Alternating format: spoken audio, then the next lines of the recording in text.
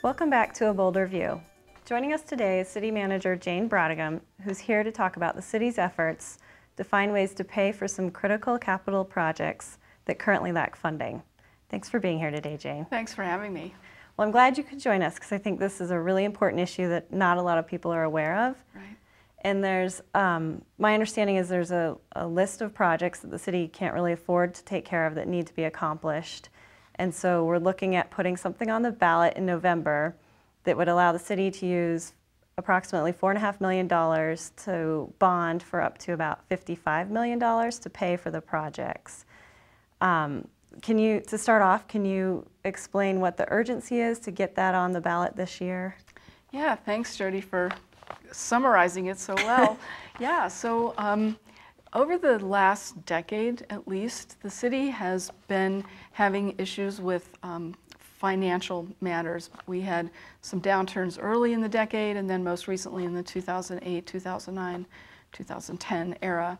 And during those periods of time, it's difficult for the city to invest in capital assets, which would include buildings and roads and just upgrades and maintenance to some of the hard assets that the city owns.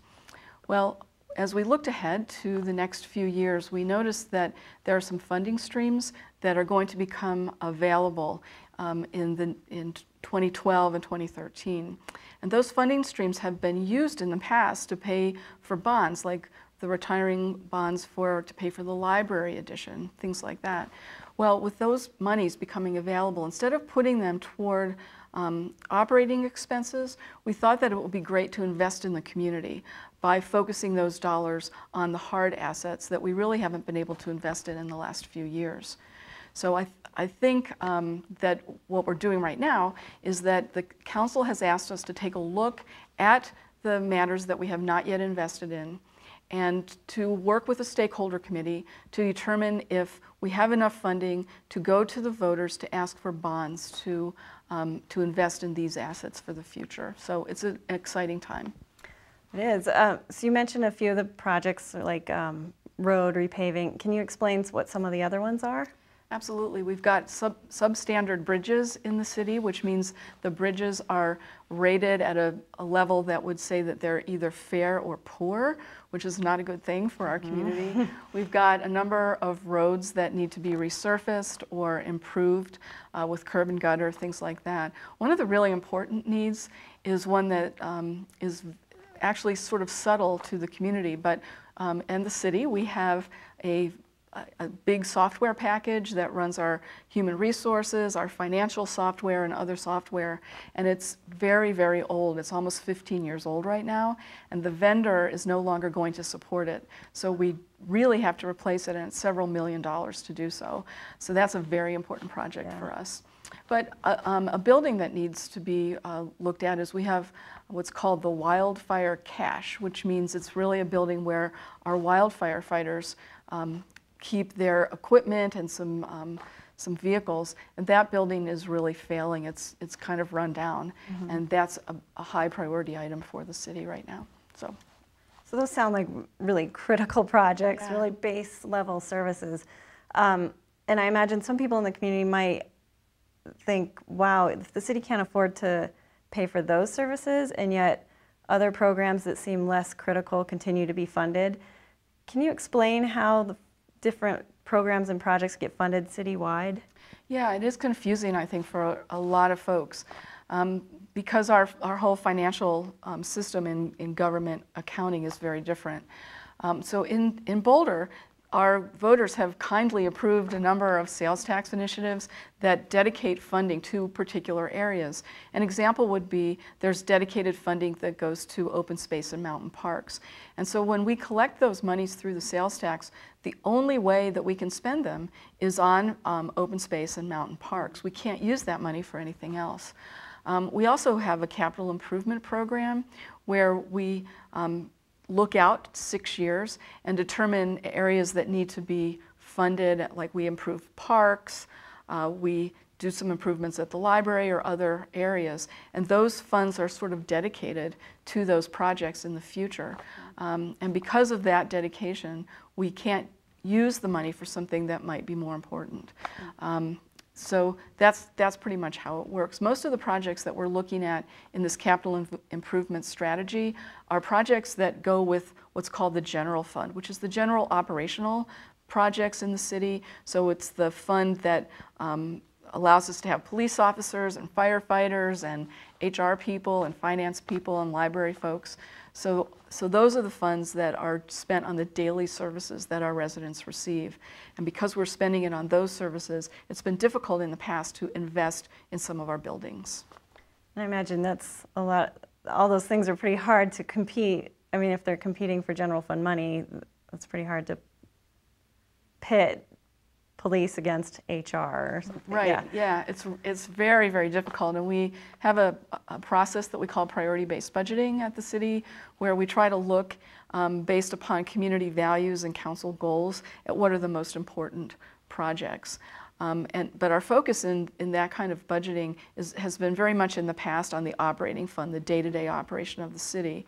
And so this is an effort to take some funding that's fortuitously coming available and will be available for the next long period of time and reinvest it in the kind of hard assets that you normally would like to see maintained, but we haven't been doing as good a job as we might have.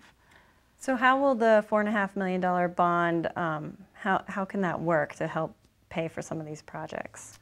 So the way that it works is if the stakeholder group makes a recommendation to the council and the council will have the opportunity to place it on the ballot, what they would do is say, voters, would you agree to allow us to bond for up to $55 million to do these important projects without raising taxes? And that's a very key point here, because the funding that we see that would support the bond issue is funding that will already be in our budget. It will already be revenues that are coming in.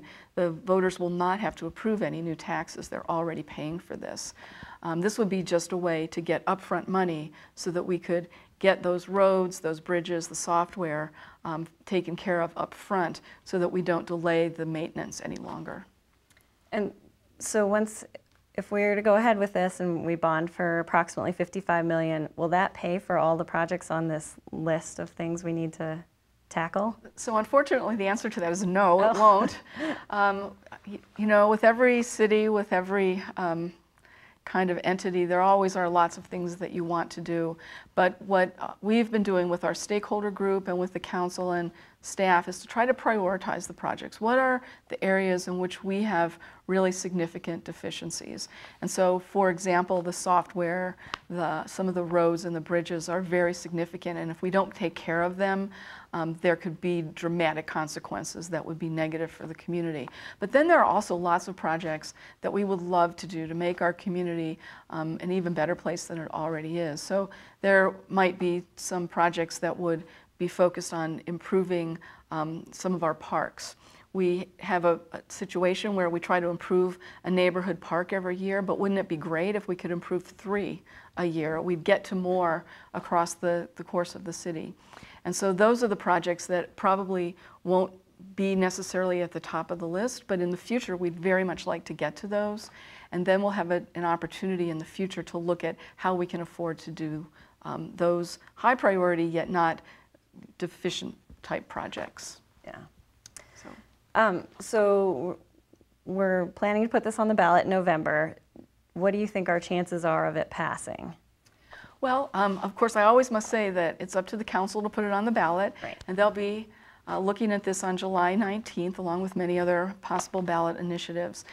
If they do put it on the ballot, we think our chances are fairly good. We did some polling in early May to ask likely voters whether or not they would approve this kind of a bond issue. Because there would be no new taxes, we got quite a good response that said that they in fact thought it was a great idea and would vote for it. So we're very hopeful that if it makes it on the ballot that our voters will understand that their taxes will not be increased and that they'll be able to get a lot of good benefit from it. So we're hopeful. Yeah, and it seems like people would understand roads, buildings, that's the kind of stuff you can't put off forever. Right, absolutely. So best case scenario, let's assume it goes on the ballot, it passes, and we knock off a good chunk of our critical projects that we need to get done. that still doesn't really address the issue you talked about at the beginning about basically our revenues not keeping up with our needs long term. So is the city looking at something longer term to address that? Well, there are always two parts to what we do, and one is the operating budget, and again, we try to prioritize our needs by investing in the most critical services. But then the stakeholder group that's looking at this capital project list is going to stay in place for another about 10 months. And after July, they will be taking a look at some of the capital projects we really haven't been able to get to. And they'll be studying them and coming to a conclusion and hopefully a recommendation to the council one way or the other about whether in November of 2012 to put something on the ballot that would at that time possibly raise taxes to pay for some of the important yet not critical projects. So they'll be working and advising me and the council in the next year about what the appropriate thing would be to do for next year. And that'll be an important decision. It will indeed. For the voters as well, if it gets that far. Yes, absolutely. Well, as we get towards the November election, what are some ways community members can stay informed? Well, we do have a website, and we always encourage people to go to our website, which is www.bouldercolorado.gov. And if you want to know about the capital investment strategy, just put a / and then it's CIS, which stands for Capital Investment Strategy. In addition, the council will be considering this on July 19th about whether to put this on the ballot or not. And of course, we continue to try to provide good lines of communication with our public, and so you can always call City Hall or check out the website, or we have lots of programs on TV like this one that people can learn about it. Listen, yeah, listen in. Well, great. It's a really important project, and it's going to impact everybody who lives here, works here, plays here. So thanks for being here to talk to us about it. Thanks a lot, Jody. It's very exciting. Well, that's another episode of A Boulder View. For all of us here at Channel 8, thanks for watching. We'll see you next time.